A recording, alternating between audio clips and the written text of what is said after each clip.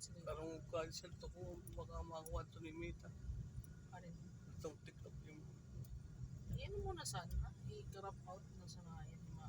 Yaman dyan ba ako mag-edit. Si Daddy mula yung edit-edit. Dahil talaga itong edit. Big butang sana yun sa music. hindi naman tabo naman si mami mo pagbutak.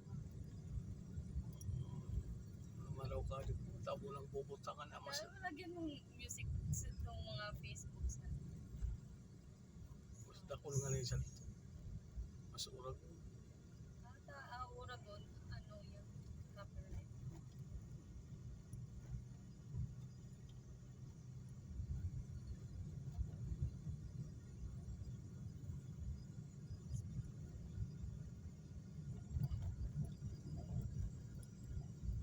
I love Batu.